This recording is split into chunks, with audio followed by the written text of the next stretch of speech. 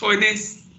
Bueno, estuvimos viendo lo de potencial hídrico, continuamos pues con el potencial hídrico en el suelo, vimos lo del potencial matricial, el agua en el suelo que se encuentra como agua gravitacional, agua capilar y el agua higroscópica, y pues ya de ahí profundizamos en el tipo de agua del suelo. Muy bien. ¿A qué se refiere, Rodrigo, el agua higroscópica? ¿O a qué hace Pues referencia? pues que ya la planta ya no puede absorberla, no está disponible para las plantas. Muy bien, muchas gracias, Rodrigo. Nicole, Ramírez Nicole. ¿No está? Alan, Ramiro Alan. ¿Tampoco? Wendy Belén.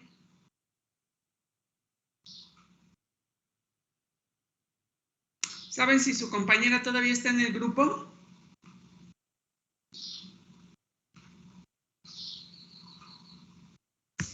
Granada Diane.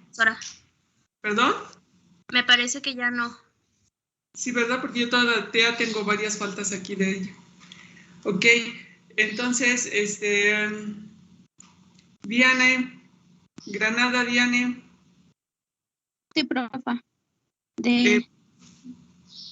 Sí, Diane. ¿Por qué su compañero Rodrigo nos dice que el agua higroscópica las plantas ya no la pueden absorber? ¿Por qué? Porque es la que queda adherida a las arcillas, a la carga positiva de las arcillas. Muy bien, entonces es la que queda adherida a las arcillas por las cargas. Las arcillas tienen sobre todo cargas negativas, ¿no? Y van a traer, cuando ya luego lo vamos a ver un poquito más, van a traer a cargas positivas, iones, y sabemos que el agua que se carga parcialmente de positivo o negativo va a ser atraído, ¿no? Entonces esas fuerzas son difíciles de separar y por eso el agua ya no puede absorber el agua. La planta ya no puede absorber agua, ¿no? Muy bien, ¿alguien estaba levantando la mano? ¿Quiere agregar algo? Y que en gran parte no se encuentra de forma líquida, sino en forma de gas por la misma fuerza de atracción entre sólidos. Otra, permíteme.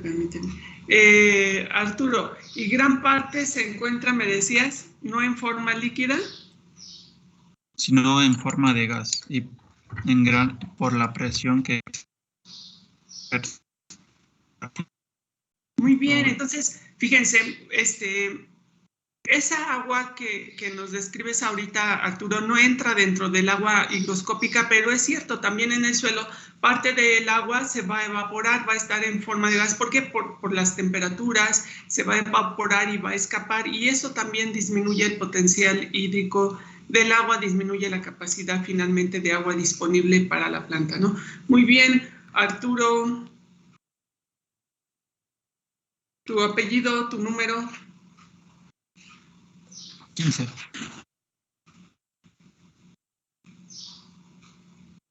Muy bien, entonces, bueno, lo que estamos viendo es el potencial hídrico del agua, que decíamos es la energía del agua, y esa energía, obvio, se va a ver afectada por diferentes factores, y los que estábamos discutiendo son los factores en el suelo, la gravedad, la presión que se genera por la presión atmosférica, la presencia de solutos disueltos, decíamos, y las características de las partículas del suelo, como las arcillas, que son capaces de retener agua, ¿no? Y todos estos factores van a afectar finalmente el contenido de agua en el suelo.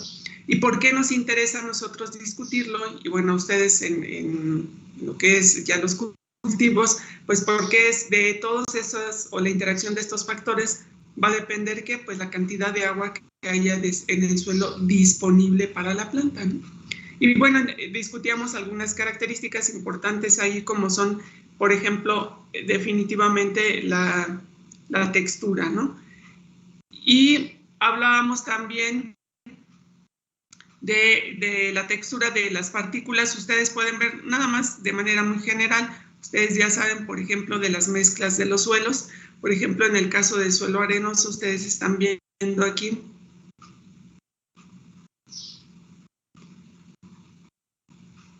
Si nosotros vemos...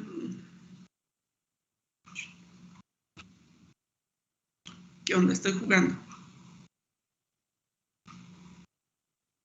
Si ustedes ven ahí la diapositiva de donde se ve el suelo, por ejemplo, aquí en suelo arenoso, obvio la cantidad de agua que hay en el suelo es muy poquita. ¿Por qué? Porque se ha filtrado básicamente por gravedad y entonces la cantidad de agua disponible es muy poca, ¿no?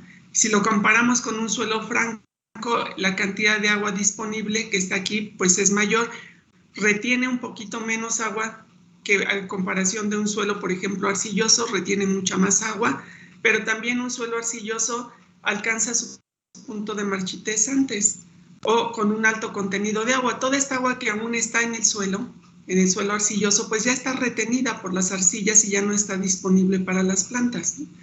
Entonces, la cantidad, por ejemplo, que hay en un suelo franco de agua disponible, básicamente pues es igual a la que está en el franco arcilloso. Y es mayor que en un suelo arcilloso por lo que ya acabamos de decir, porque en el arcilloso va a haber agua en el suelo, sí, pero ya no agua disponible. Ya hay una enorme cantidad de agua. Vean el contenido de agua que está cerca de 20%, hablando del porcentaje de agua en el suelo, pero ya está retenido en las partículas, ya no puede ser absorbido por el agua. Entonces, ahí nos damos cuenta de la importancia del tipo de partículas que forme el suelo, ¿no? Y por ejemplo, en el franco limoso hay un mayor contenido de agua disponible, pero ustedes también saben que, bueno, el tipo de suelo también va a influir en el tipo de, o mejor dicho, dependiendo del tipo de suelo, hay cultivos que se adaptan mejor, incluso para cuestiones de laboreo y demás, ¿no? Pero hablando estrictamente del contenido de agua, pues las mezclas son lo que representan un mejor contenido de agua, ¿no? Y bueno, entonces vamos a ver ahora un poquito de qué factores afectan el potencial hídrico en la planta. Y entonces, igual que en el suelo, en la planta la presión que se genera, pero ahorita vamos a ver que no es la presión que se genera de la atmósfera sobre la columna de agua en el suelo, sino la presión que se genera dentro de la célula por la entrada de agua. Esa es la presión de turgencia. Ahorita lo voy a mencionar. Entonces, ahí en la planta influye la presión. Ahí pónganle que es la presión de turgencia. Luego, en el contenido de agua o la energía del agua, también va a influir el contenido de solutos. Ese es potencial hídrico de solutos. El potencial hídrico matricial, que ahorita vamos a ver, en el suelo son las arcillas. En la planta, ¿quién funciona para atrapar las moléculas de agua? Y el potencial de gravedad, que en realidad es mínimo dentro de la planta, es prácticamente insignificante, ¿no? Entonces, dentro de estos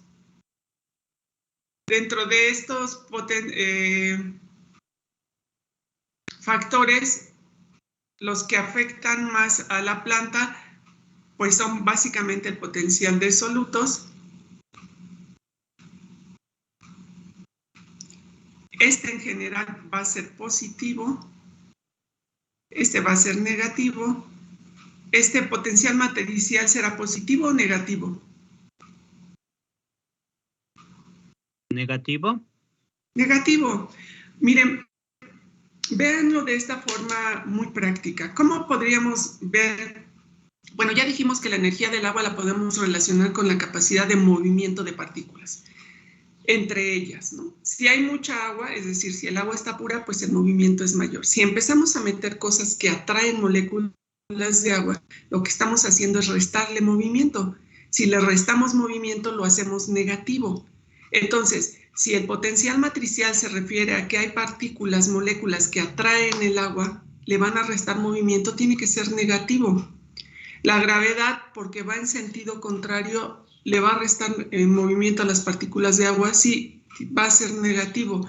Los solutos, como van a atraer moléculas de agua, le van a restar movimiento al agua, va a ser negativo.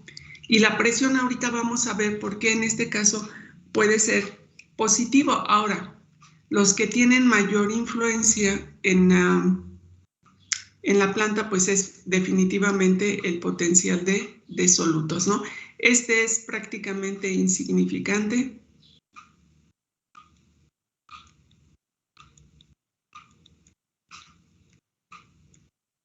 De hecho, por ahí en algunos de pronto ni siquiera lo van a poner. Y entonces, ¿a qué se refiere ese potencial de presión? Les decía, esa es la presión de turgencia. Si ustedes ven en el esquema, fíjense, imagínense dentro de la célula, estamos dentro de la célula, lo negro es la pared celular y ya lo demás pues es el citoplasma, su membrana celular. Y hay agua, y yo veo agua en la vacuola. Pero imagínense eso como un globo. Entonces imagínense que le empezamos a agregar agua al globo, es decir, a la célula, y la célula empieza a aumentar su volumen. Cuando empieza a aumentar el volumen la célula, lo que empieza a hacer es ejercer una presión aquí, en las paredes. Obvio, ¿quién representa el límite? Si se empieza a inflar ese globito, la célula, ¿quién le va a hacer resistencia a la membrana celular y al citoplasma? La pared celular. La pared celular, ¿no? Entonces imagínense que estamos llenando el globito y se llena de agua, pero llega con la pared celular y entonces el agua empuja a la pared celular empuja hacia el interior y esa presión que se ejerce de la pared celular, lo voy a poner así hacia el interior. Estas fuerzas que se van a encontrar aquí, esta es la presión de turgencia.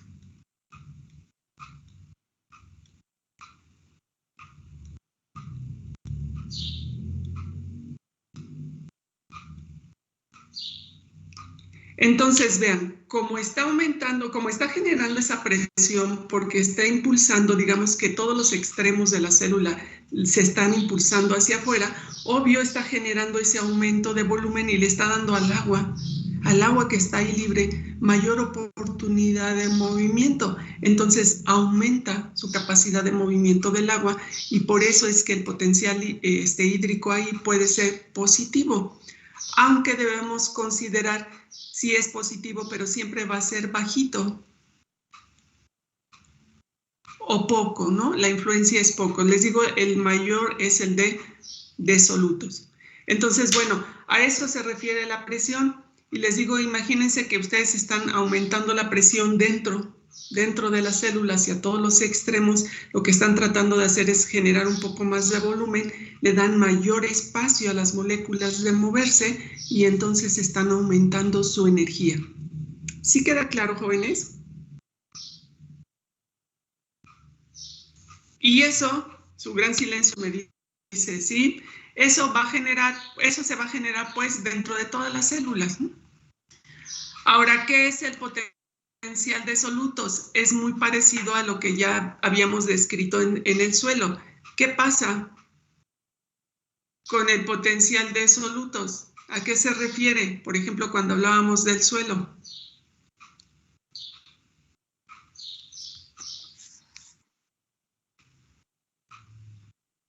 Jóvenes.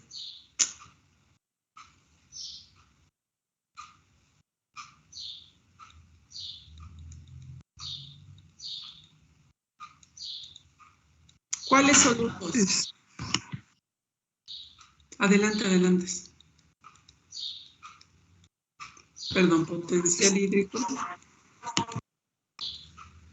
Yo, profa. Adelante. Pues son los solutos que están disueltos y le restan energía al agua. Muy bien. ¿Solutos como cuáles?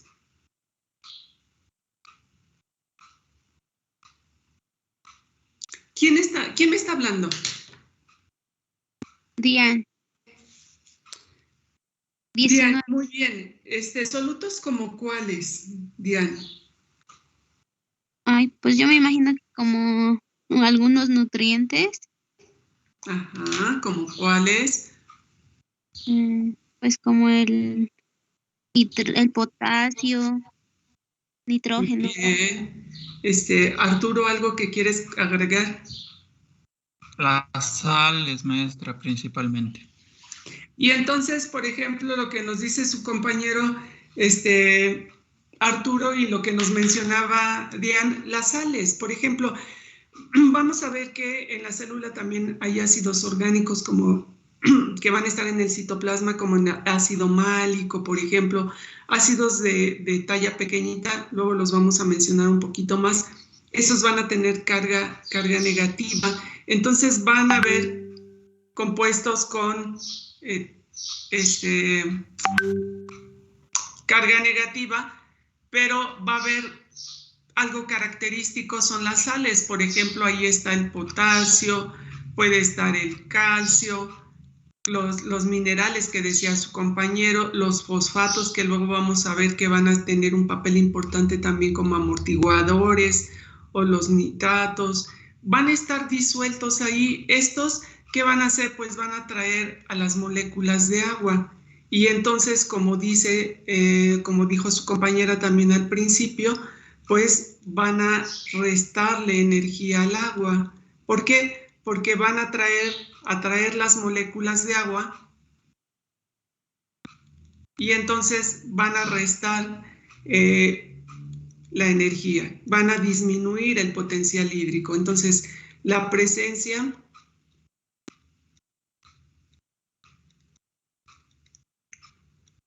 de iones, entonces minerales, ya luego vamos, o las sales, como le decía su compañero, está bien, minerales.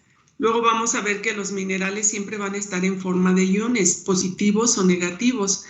Y entonces la presencia de iones, minerales, perdón, aquí, moléculas orgánicas,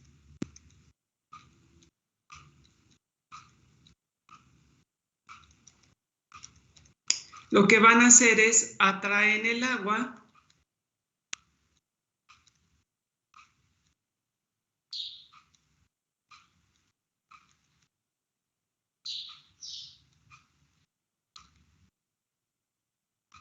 disminuyendo el potencial hídrico, ¿no? Y entonces, por eso el potencial de solutos es negativo, pero es el más importante dentro de las células. Digamos que es el que tiene mayor peso, el que va a definir el comportamiento de las células en los diferentes tejidos, porque obvio, nosotros no lo vamos a ver, pero yo se los voy a presentar nada más en un esquema. Los diferentes tejidos dentro de la planta van a tener diferentes potenciales hídricos y dependerá de la influencia de estos factores dentro de cada célula, de cada tejido. Lo importante es que siempre haya diferencias de potencial hídrico dentro de los tejidos y dentro de la planta con respecto a su ambiente, ya sea el suelo o la atmósfera. Si hay diferencias de potencial hídrico, va a haber desplazamiento de agua. Y el desplazamiento de agua siempre va a ser ¿de dónde a dónde? De mayor energía. De mayor a menor. Exactamente, de mayor potencial hídrico a menor energía, o, como lo dijo su compañera, de donde hay mayor energía, decir mayor potencial hídrico, a donde hay menor energía, ¿no? Entonces, eso es importante, que haya diferencias, y siempre va a haber diferencias, ¿no? De potencial hídrico. Luego, el potencial hídrico matricial. Ahí fíjense en el suelo, ¿quién representa las matrices? Ustedes ya me lo dijeron, pues son las partículas de arcilla. En el caso de la planta, ¿quién representa el potencial hídrico matricial?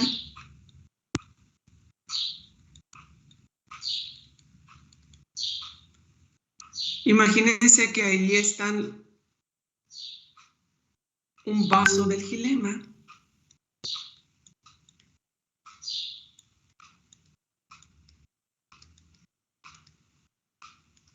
Entonces nosotros sabemos que el xilema, bueno, esta es una célula muerta que tiene pared celular secundaria y en su pared celular secundaria pues está constituida ¿de qué? La pared celular está constituida ¿de qué?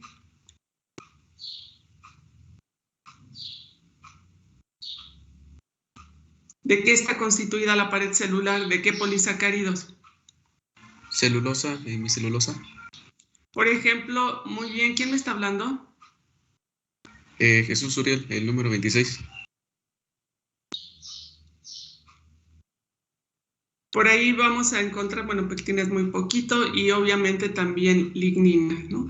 Pero estos que van a estar en la pared celular son capaces de atraer a las moléculas de agua.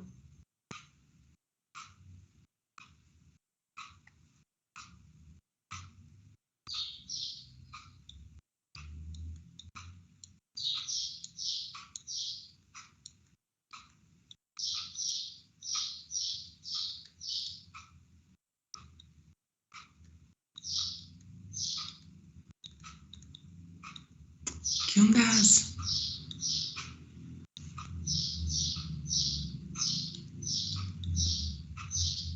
Ya, no funciona. Esto está grave.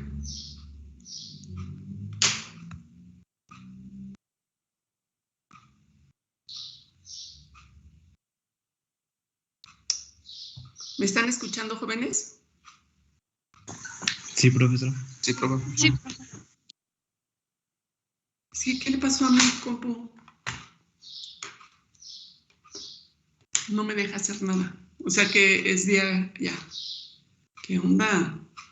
¿No?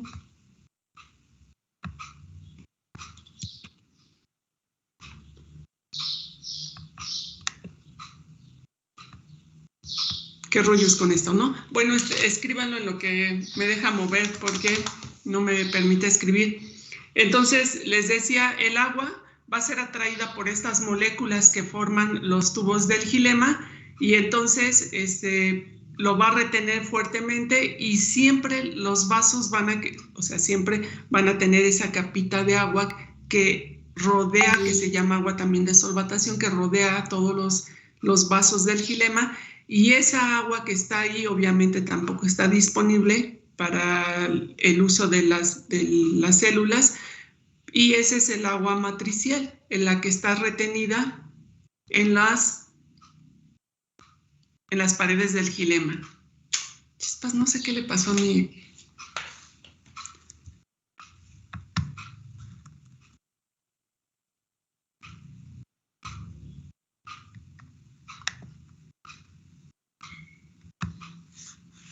¿Qué onda con esta cosa?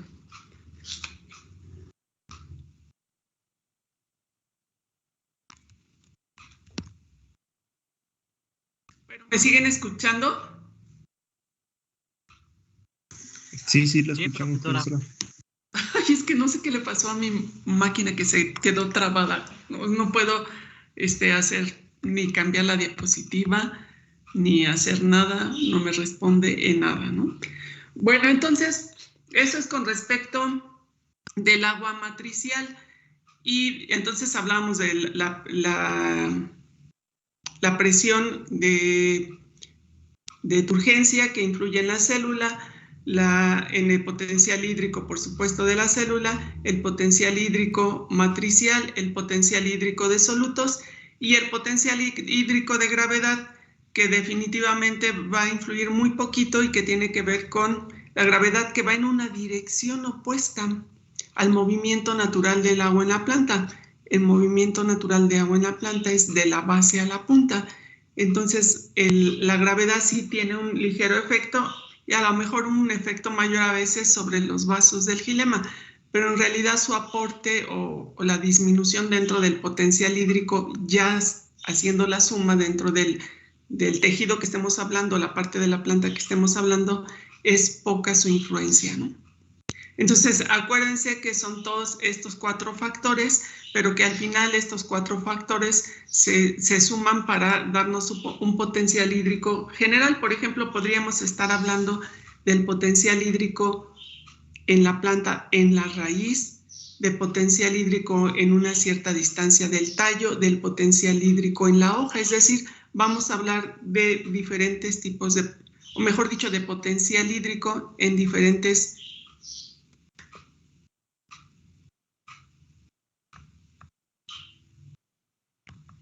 tipos de la planta. ¿Qué ondas?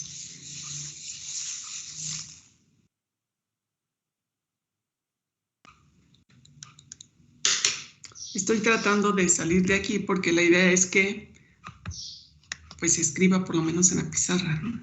Bueno, y entonces nosotros si hacemos esto igual que en el suelo, pues finalmente el potencial hídrico nos va a reflejar el contenido de agua en las plantas. Y cuando nosotros vemos que el agua está en las células, entonces vamos a ver células turgentes. Qué barbaridad con esta cosa. Jóvenes, denme 5 minutos, o menos si es, tal vez. Voy a tratar de reiniciar mi equipo porque no me permite hacer absolutamente nada, ¿no?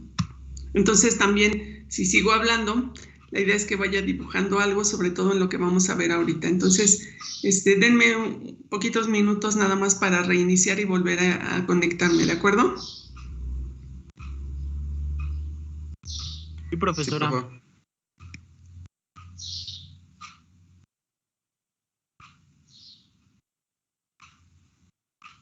Si me permite apagarla, porque ni siquiera me permite apagarla.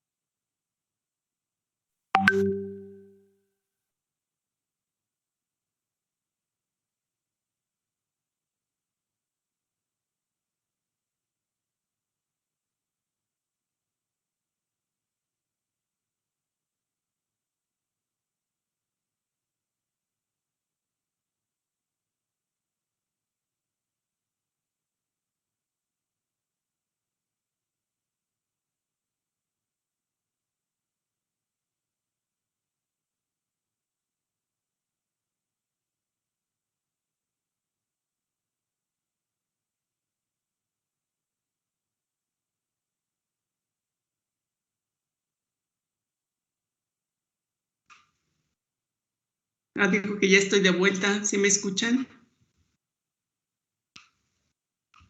Sí, profesora. ¿Qué onda, verdad?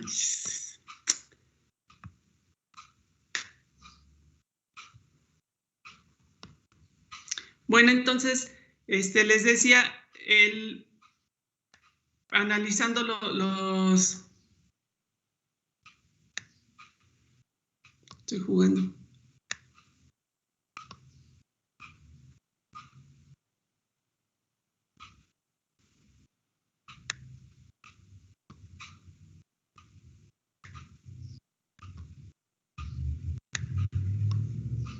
Bueno, ahí está. Entonces, analizando todos los factores que influyen en el contenido del agua en la planta, igual que en el suelo, nosotros podemos ver cuando las células están hidratadas, tienen agua, o cuando están carentes de agua. Entonces, por ejemplo, ustedes ahí pueden ver en el esquema cuando tiene el nivel óptimo de agua, yo ya lo había mencionado cuando vimos la importancia del agua, cuando la célula tiene su nivel óptimo, es cuando llamamos a la célula, cuando decimos que la célula está turgente. Esto quiere decir que está perfectamente con el nivel del agua y que su metabolismo está funcionando al 100%, que está bien. ¿Y cómo vemos a la planta? Pues a la planta la vemos perfectamente, los tallos erguidos, las hojas bien estiradas, y hay flores, los pétalos estiraditos, turgentes, en buen estado, ¿no? ¿Y qué pasa si la planta empieza a sufrir déficits de agua? Pues entonces no empieza, o no, mejor dicho, empieza a tener problemas, y ya vamos a ver después que tiene la planta mecanismos para superar esta situación, para protegerse y evitar perder la totalidad de agua, pero ya la célula ya no va a estar completamente infladita, y entonces ya se empieza a hacer un poco flácida, y ahí vemos que, pues, ¿cómo veríamos a la planta? La veríamos que está un poco marchita, ¿no? Pero ¿qué pasa cuando ya no hay nada de agua en la planta? Cuando ya no hay nada de agua en la planta, el citoplasma se contrae, se plasmoliza.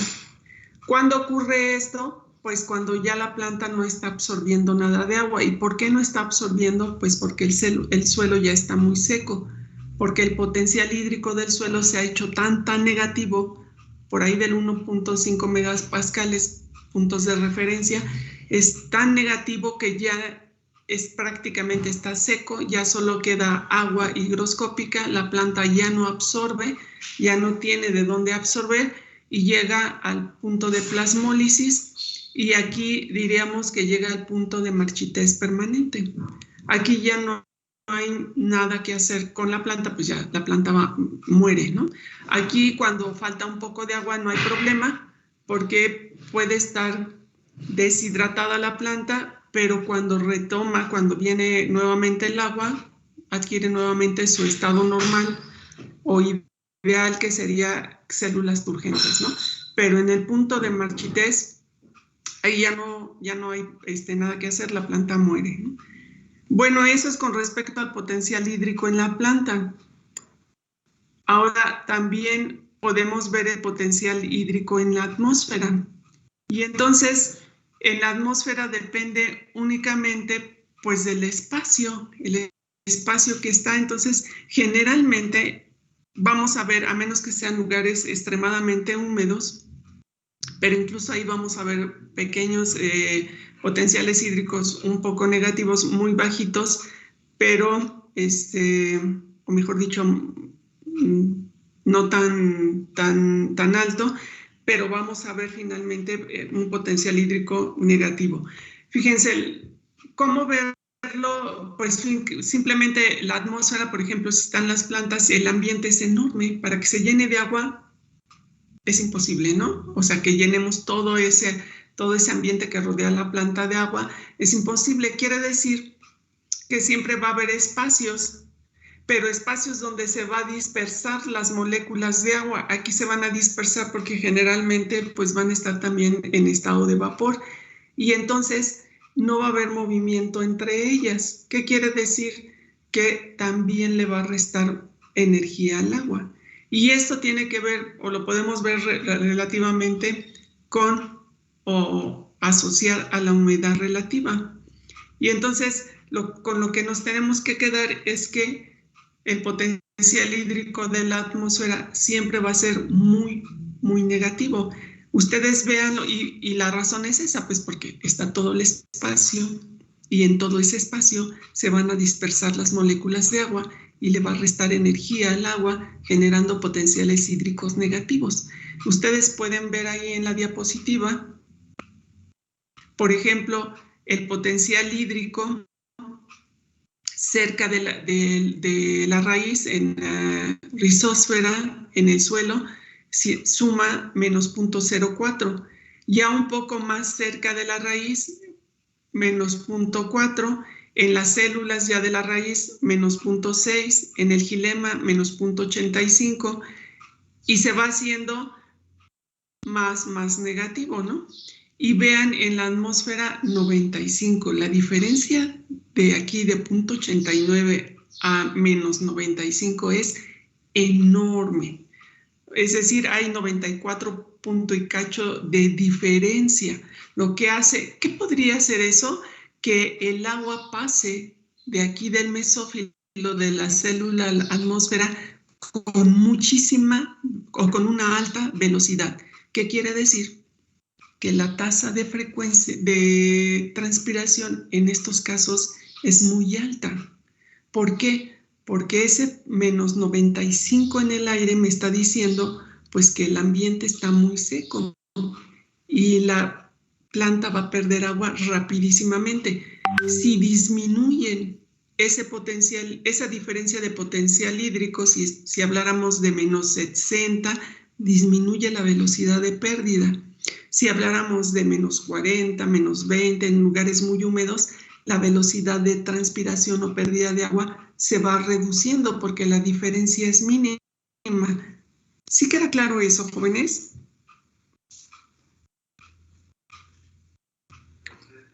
Sí, profesora. Porque imagínense, muy bien, imagínense que en la atmósfera entre más negativo significa menos agua. Entonces, ¿qué quiere decir? Que va a jalar con mucha fuerza agua de donde haya. En este caso, pues la va a jalar de la planta, ¿no? Igual la va a jalar del suelo, directamente por evaporación, de los cuerpos océano y demás, pero aquí hablando de la planta, pues la va a jalar de la planta para sustituir esa falta de agua en la atmósfera. Entonces, entre más seco, más fuerte va a jalar. Entre más seco significa más el potencial negativo más negativo.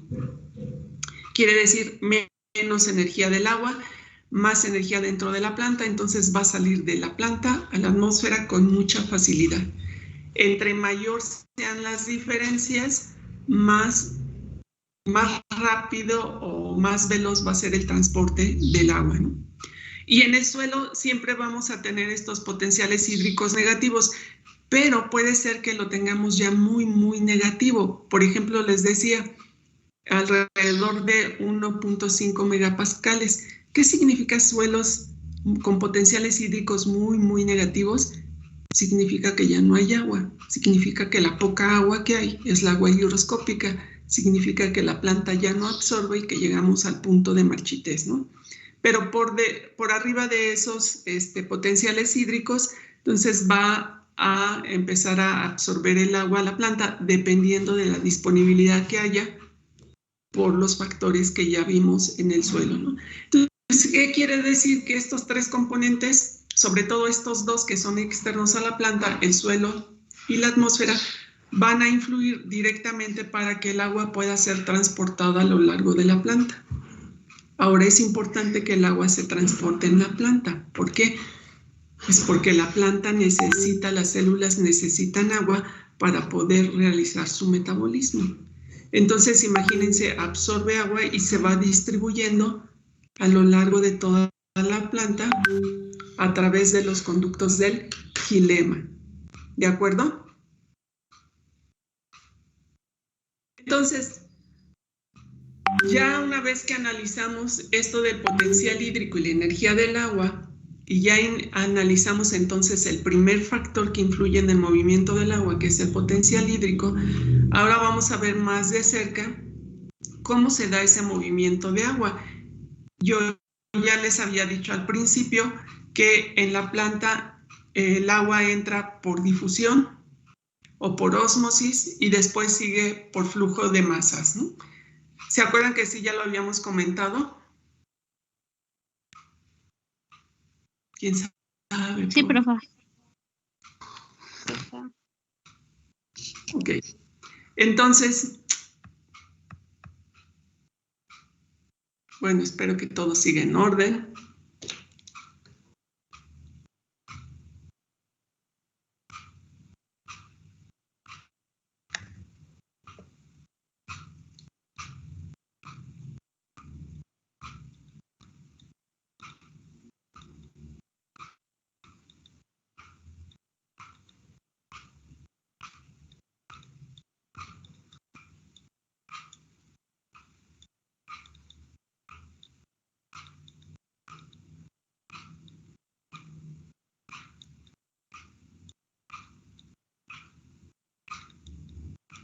Entonces, decíamos, el movimiento de agua en las plantas se da ¿por qué decía?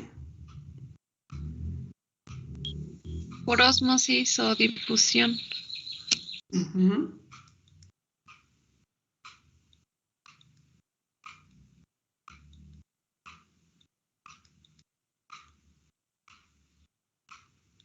Ahorita no voy a entrar a transporte activo, pero el transporte puede ser de forma pasiva.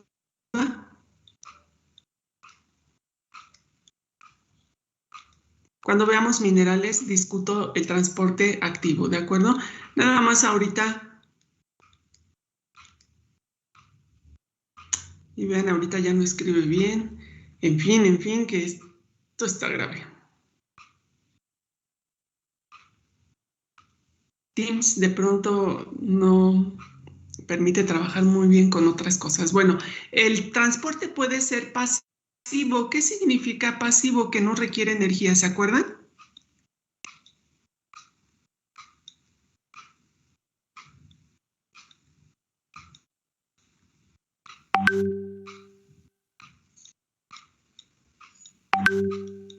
No requiere energía, obvio, energía química. El transporte activo requiere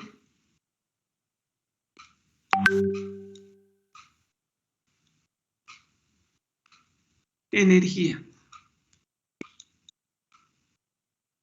Eso luego lo vamos a ver. ATP. El transporte pasivo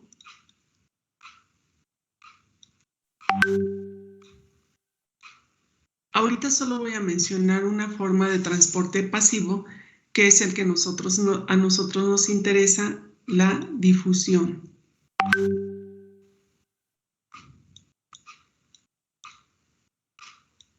Después voy a ver otras formas, difusión facilitada cuando lleguemos a minerales. Ahorita que estamos en agua, solo vamos a ver el tipo de transporte que afecta al agua, o mejor dicho, por el que el agua se transporta. Difusión. Y entonces, la difusión, ¿sí recuerdan qué es la difusión?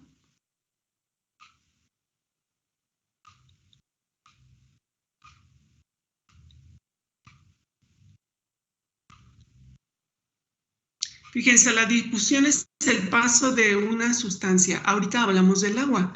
Puede ser de cualquier otra sustancia, de cualquier otro solvente, puede ser el paso incluso de algún gas. Por ejemplo, el CO2 difunde, el oxígeno difunde. Entonces, la difusión es el paso de una sustancia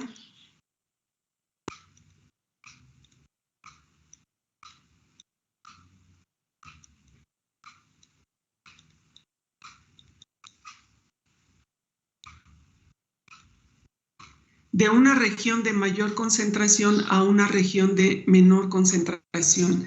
Aquí fíjense, en potencial hídrico hablábamos de energía, de mayor energía, menor energía, y ahí depende de la presión. Aquí en difusión vamos a hablar del paso de sustancia de donde está más concentrado a donde está menos concentrado, y aquí depende de la concentración. Entonces siempre va a pasar de la sustancia de una región de mayor concentración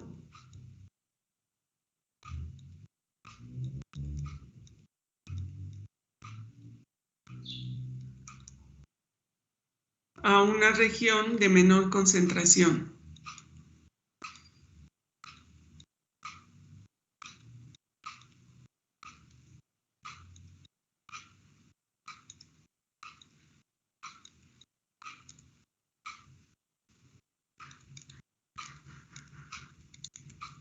Y entonces, como estamos hablando de concentración, obvio el movimiento depende de la concentración.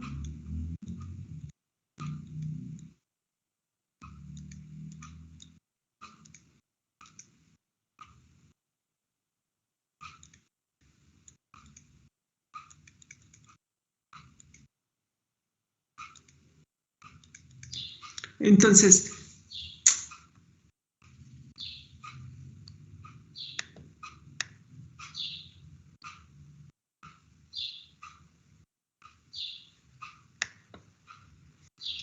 ¿de qué se caracteriza la difusión? Bueno, aquí las partículas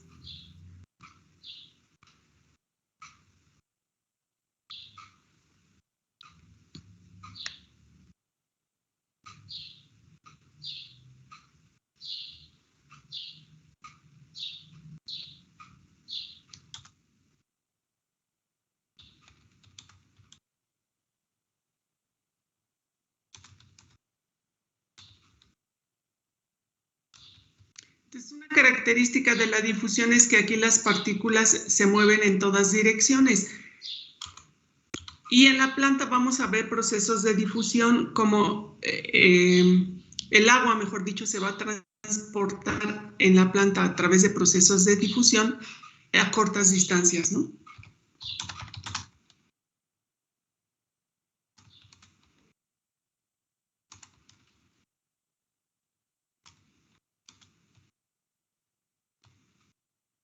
Ahorita vamos a ver dónde, por ejemplo.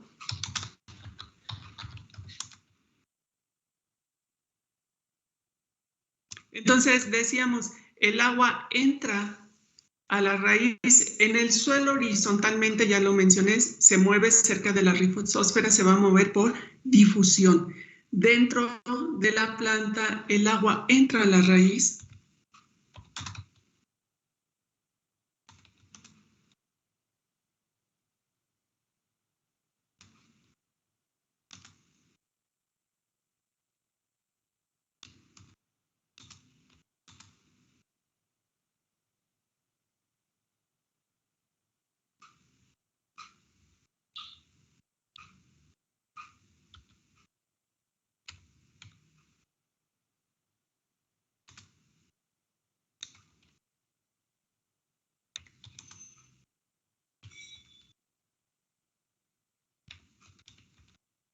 El agua va a entrar a la raíz por difusión o por ósmosis. Ahora, ya acabo de decir que la difusión es el paso del agua, en este caso voy a hacer referencia al agua, de mayor concentración a menor concentración. Si hay más agua fuera del suelo que dentro de la planta, entonces el agua va a fluir de fuera hacia dentro de la raíz. O dicho de otra forma, si hay más agua en el suelo, quiere decir que el potencial hídrico en el suelo es mayor en el suelo que dentro de la raíz, y entonces el agua se va a desplazar por simple difusión de fuera hacia adentro. ¿Eso sí nos queda claro? Jóvenes. Sí, profesor.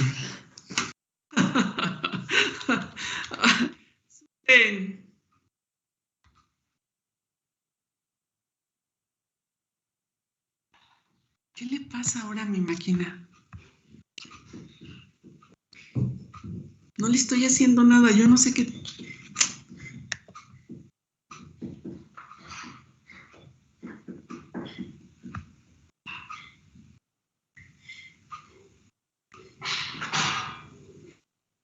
Bueno, entonces, la ósmosis, ¿qué es la ósmosis? ¿Se acuerdan?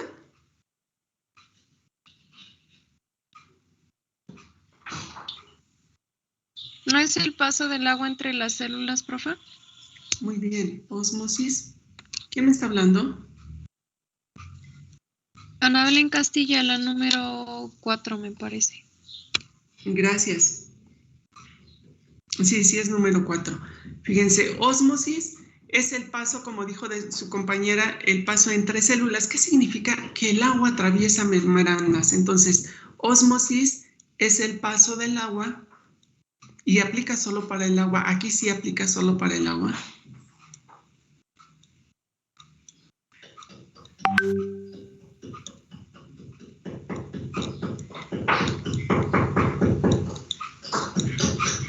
Entonces, es el paso del agua a través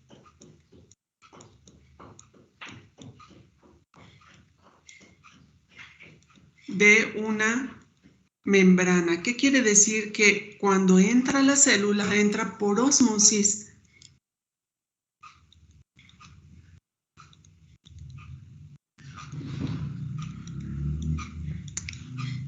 Y va de mayor a menor concentración.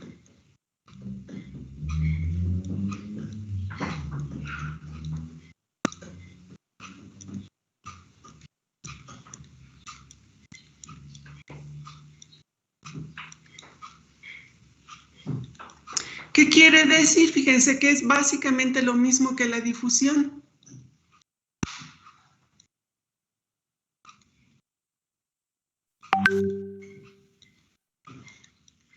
De hecho, nosotros podemos decir que la ósmosis es un tipo de difusión. ¿Por qué? Porque el agua pasa de mayor concentración a menor concentración. Pero ¿cuál es la diferencia? La diferencia es que está hablando de células, porque atraviesa una membrana. Esta es la diferencia con respecto a la difusión.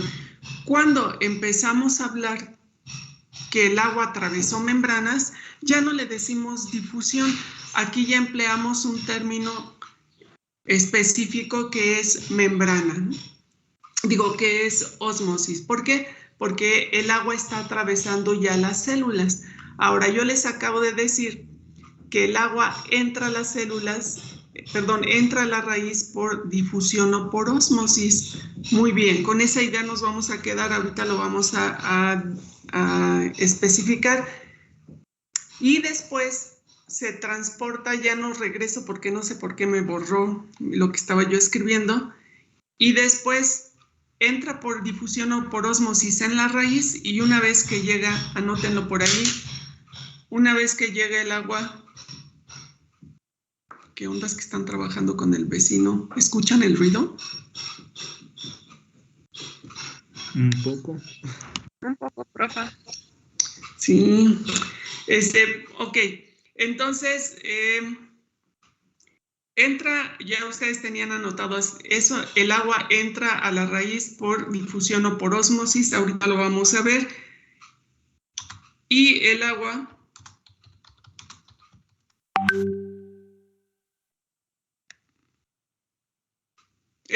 una vez que llega al cilindro central,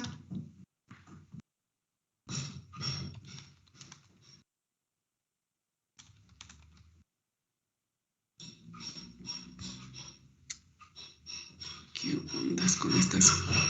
Al cilindro central de la raíz, se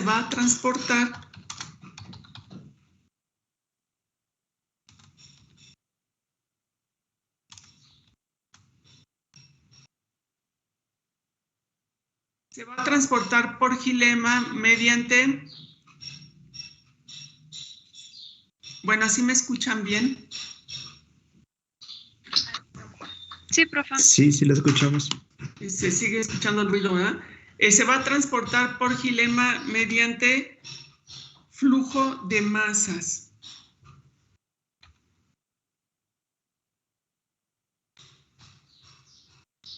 Entonces, entra a la raíz por ósmosis o difusión. Una vez que llega al xilema de la raíz, ahí se va a transportar por el xilema del tallo y de las hojas por flujo de masas.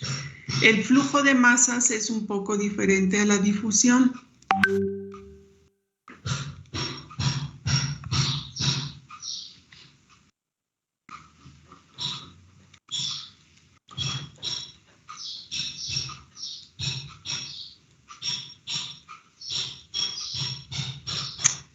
Fíjense, el flujo de masas, ¿cómo ustedes pueden visualizar flujo de masas? Cuando nosotros le abrimos a la llave y sale el agua junto a todo el chorro de agua, ahí el agua viene por flujo de masas.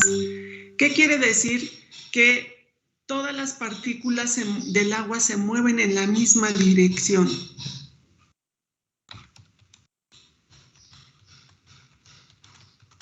Las moléculas de agua se mueven en la misma dirección.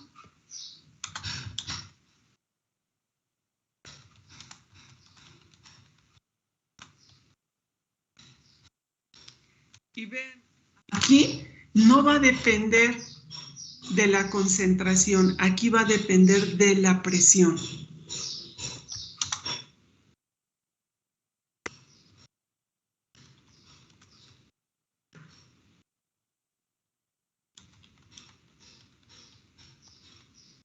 Depende de la presión.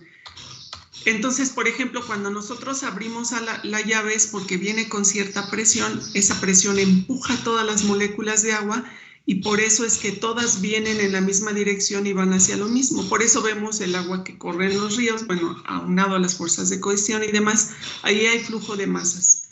Todas las partículas, todas las moléculas de agua se mueven en bola, digamos, y en la misma dirección, ¿no? Y ahora, este transporte de flujo de masas es el que permite el movimiento a grandes distancias del agua dentro de la planta.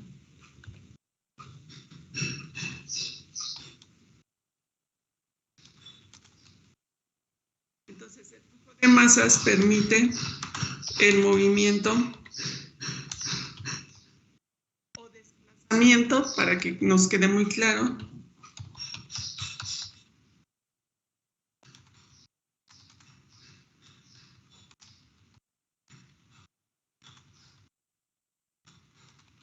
entonces, cuando el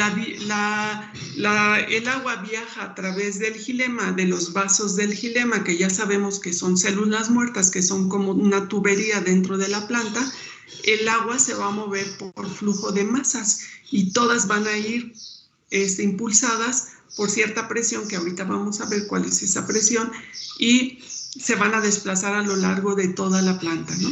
Entonces, hay dos fenómenos de transporte en la planta, transporte de agua. Esos dos fenómenos, ¿cuáles son? O bueno, sí, dos tipos de transporte de agua. ¿Cuáles son?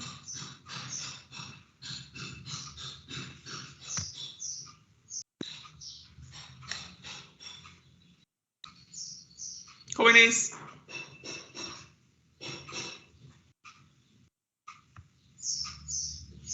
Pues es flujo de masas o ósmosis o difusión. Muy bien, entonces es flujo de masas y difusión. Y claro que dentro de la difusión hablamos de un tipo específico que es la ósmosis, ¿no? O si lo quieren ver como tres tipos de transporte: difusión, ósmosis y flujo de masas. Pero digamos que en las características, el movimiento del agua en ósmosis y el movimiento del agua en difusión, pues es básicamente lo mismo, es decir, depende de los mismos factores físicos, solo que ósmosis es que atraviesa la membrana, ¿no? Entonces voy a intentar hacer un esquema de raíz, y digo intentar porque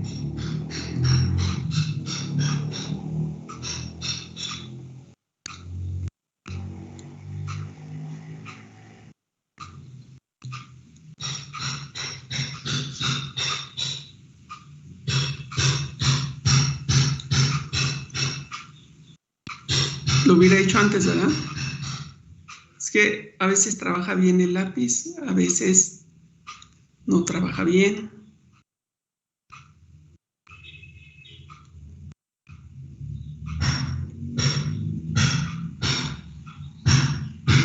Bueno, esa es la epidermis, células de la epidermis. Después, debajo de la epidermis, pues está el parénquima.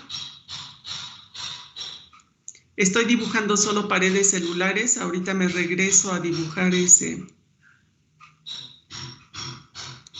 las membranas.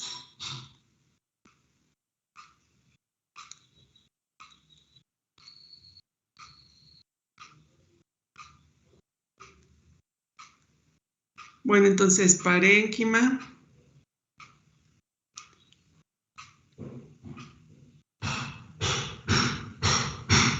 O corteza, como ustedes lo quieran ver, como lo hayan visto en sus clases de anatomía.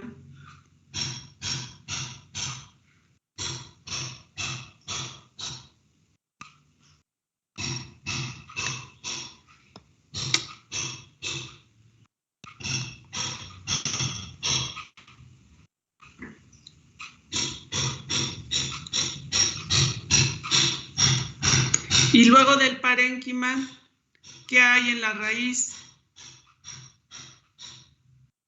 ¿No se acuerdan de la endodermis?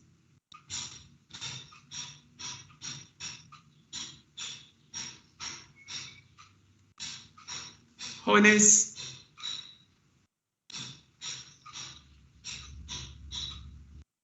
Ya se fueron. Es un tejido como térmico, algo así. ¿No se acuerdan qué característica tiene? Regula la entrada de agua y mineral. ¿Por qué? Muy bien. ¿Quién me dijo regula la entrada de agua? Bueno, ya nada más aquí voy a poner gilema, ¿no? Ahí sabemos que hay un poco de... Ahí están los vasos del gilema. Ahí me falta el periciclo, pero voy a dibujar así por las características para irnos un poquito más rápido. Epidermis.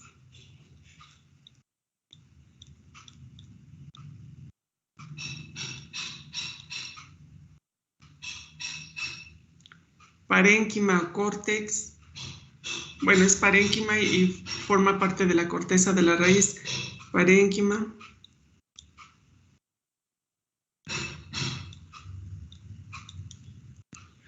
Y esta pues es la endodermis.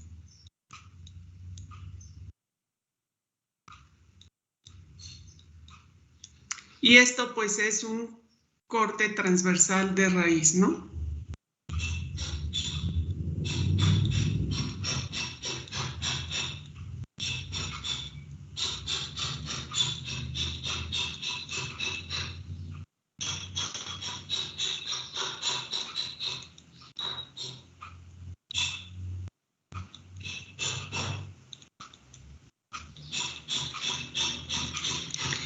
Y bueno, yo dibujé las paredes celulares, pero dentro de la pared celular pues está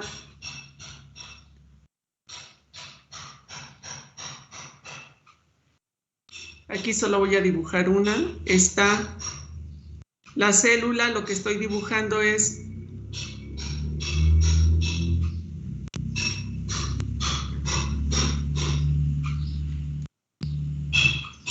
este es un pelo absorbente.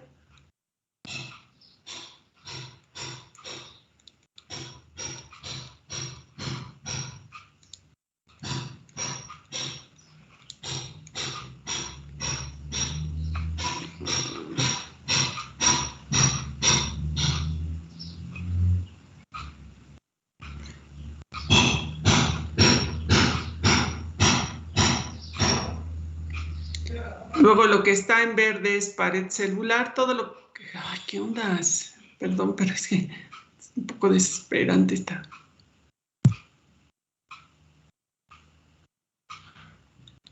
Estaba funcionando antes muy bien y este periodo, quién sabe qué le pasa. Pared celular, ya le descargué un montón de programas y membrana celular. Para ubicarnos, entonces, ahí está pared celular. Voy a dibujar solo la membrana celular. En algunos ustedes, acuérdense que dijimos que las células se conectan. ¿Por qué dijimos? ¿Por los plasmodesmos? Por los plasmodesmos, ¿no? Entonces ahí, por ejemplo, vemos la conexión de plasmodesmos con otras células.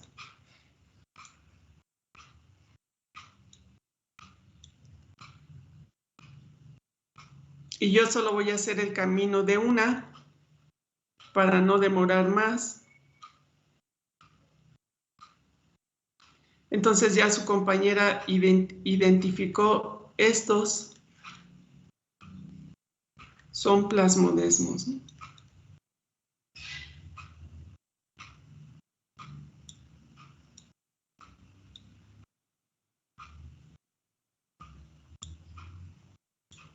Entonces vean, que no he puesto blanco.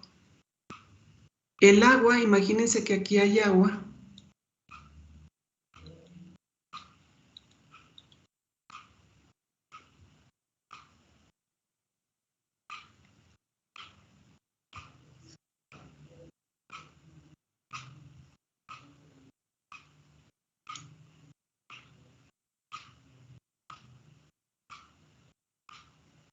Esto es pared celular muy engrosada de la endodermis, lo que estoy dibujando en azul.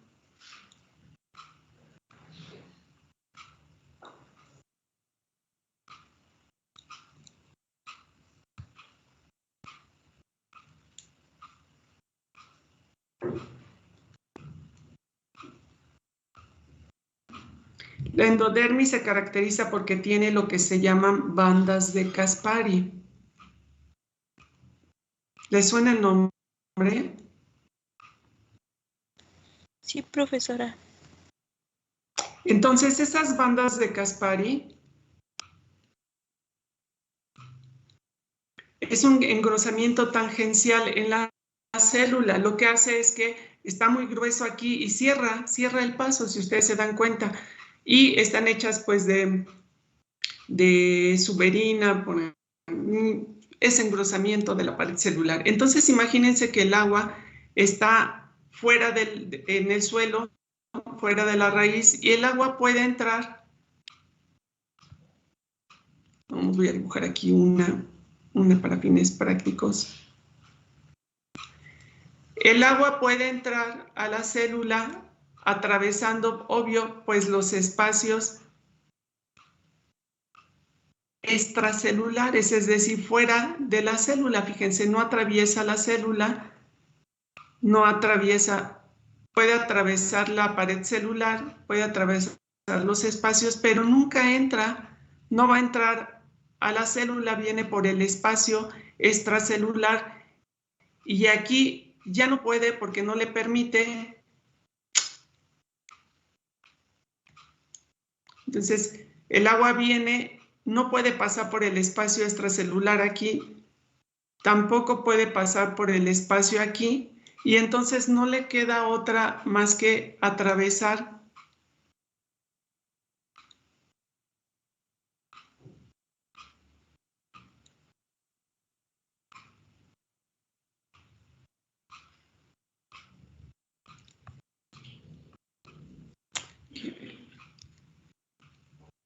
¿Qué onda con esta cosa? Estoy jugando, chavos. Es que no me...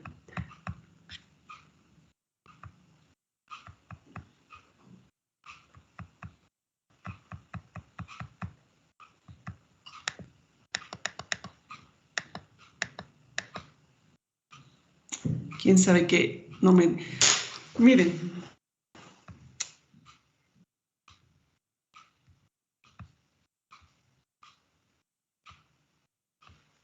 Después, voy a ver quién le está ocurriendo aquí.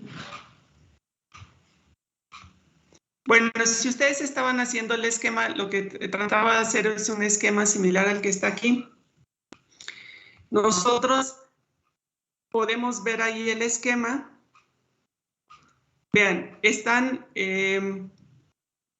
la endodermis que tiene ese engrosamiento. Y entonces hay dentro de las células, aquí no se ve claro como estaba en mi esquema, creo que se veía más claro, hay espacios entre las células que no toca, o sea, que vean lo que está fuera de la célula, fuera de la membrana. Ya aquí está todo, es que chispas, no lo suelta, no lo suelta. Ok, entonces aquí están viendo en el cursor, perdón por todos los rayones, pero es que no sé el programa. Aquí vean todo donde va el cursor, son espacios que están fuera de la célula, ¿sí lo ven? Sí. Entonces, vamos por todos estos espacios extracelulares, incluso entre ahí donde está el cursor, ya no voy a dibujar porque de pronto no lo suelta y quedan un montón de rayones. Ahí está la célula en rojo y está la pared celular, membrana celular, y el agua puede entrar por estos espacios pero sin atravesar la membrana. Entonces, puede ir por todos estos espacios sin atravesar la membrana, puede ir entre las células sin atravesar la membrana, puede incluso pasar la pared celular, pero no entrar a la membrana y sigue su paso. Nunca entra a la membrana. Como nunca entra a la membrana, el movimiento del agua desde fuera hacia adentro, porque va hacia el gilema, hacia allá se dirige, ¿mediante qué mecanismo es? Difusión. Mediante difusión, muy bien. Todo este espacio que estoy marcando aquí, desde la epidermis hasta la endodermis, todo este espacio extracelular se llama espacio libre aparente. Por ahí anótenlo.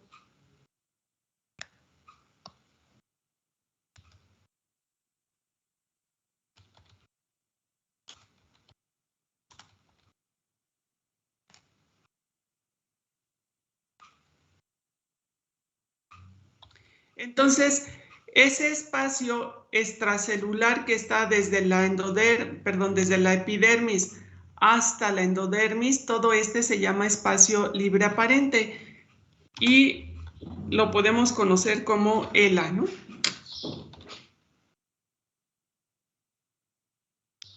Ahora, el agua se va a transportar ahí siempre por difusión, pero vean, el agua viene a través de estos espacios extracelulares y va a encontrarse aquí. Voy a ver si me deja hacer esta parte. Va a encontrar aquí, así está en toda la endodermis, va a encontrar una pared celular muy gruesa. Entonces, viene el agua, imagínense ese trayecto que habíamos hecho en blanco, viene por afuera, viene por todos los espacios extracelulares y choca con la endodermis y busca espacio extracelular y ya no hay para atravesar, así que lo único que tiene que hacer no le queda otra más que atravesar la endodermis, atravesar las células de la endodermis mediante ¿qué mecanismo? Osmosis. Y entonces aquí atraviesa la célula por ósmosis y pasa al otro lado, obviamente vuelve a atravesar la membrana por ósmosis y ahora sí aquí puede llegar solo por espacios extracelulares, otra vez por difusión, y entra y se vacía el gilema por difusión. Una parte. Entonces, el agua puede viajar a través del parénquima o la corteza de la raíz, o dicho de otra forma, el agua va a viajar, anótenlo ustedes por ahí porque ya mi esquema tiene muchos rayones. El agua va a entrar a la célula a través de la raíz hasta llegar, atraviesa epidermis hasta llegar a endodermis y lo puede hacer por simple difusión. Y cuando encuentra las paredes de la endodermis, tiene que atravesar membranas, por lo tanto entra por ósmosis. Y después va a salir de las células de la endodermis y se va a vertir, o sea, atraviesa la membrana, allí atraviesa otra vez la membrana y se va a vertir al gilema. Y a partir del gilema va a subir al resto de la planta por flujo de masas. ¿De acuerdo?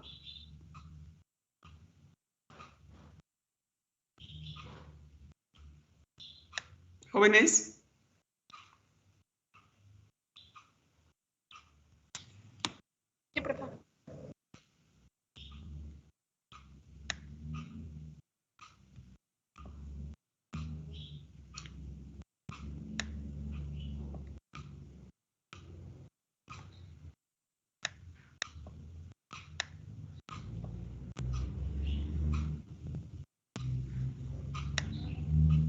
Ok, entonces el agua puede tener ese recorrido. El agua puede tener este recorrido de atravesar solo, de ir solo por los espacios extracelulares hasta que llega aquí y bueno, no le queda otra más que entrar por ósmosis. A este espacio extracelular que no había esa membrana se le llama apoptosis.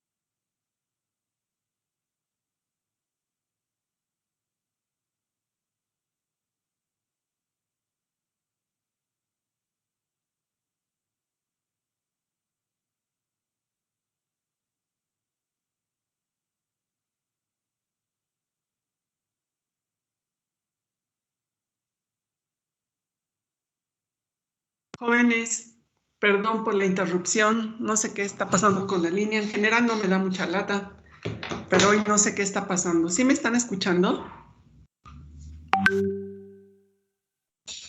Híjole, me da mucha pena la verdad, esto es desesperante. A veces les digo, en realidad no ocurre muy a menudo y ahorita trataba de buscar, no me han dado el celular, el jefe de grupo. ¿Quién es el jefe de grupo? Yo, profesora. Rita. ¿Y me puedes dar tu número de celular, por favor? No sé si ya te lo había pedido, pero no lo tengo anotado aquí. No, si gusta, se lo paso. Por favor. Es 66. Ajá. 7. Sí. 152. Perdón. 667. 152. 97. 04. Ok.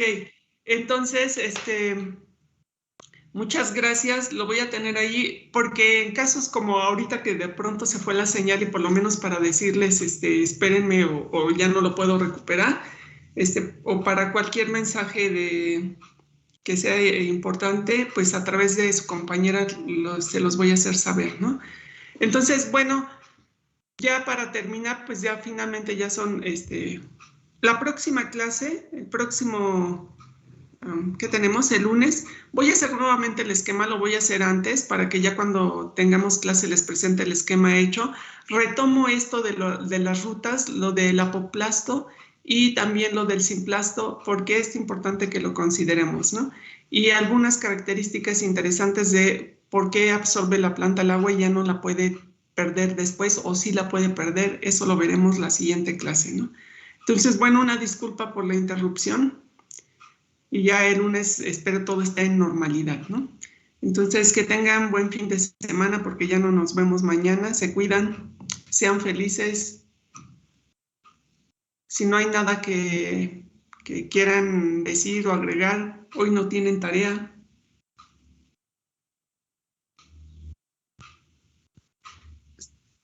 Bueno, entonces nos vemos la próxima semana, ¿no? Les voy a dejar el protocolo de la siguiente práctica para que tengan presente los materiales que vamos a ocupar, ¿no? El próximo martes. Hasta luego, jóvenes, que estén bien. Hasta luego, profesora. Gracias. Hasta luego, profesora. Muchas gracias. Bye.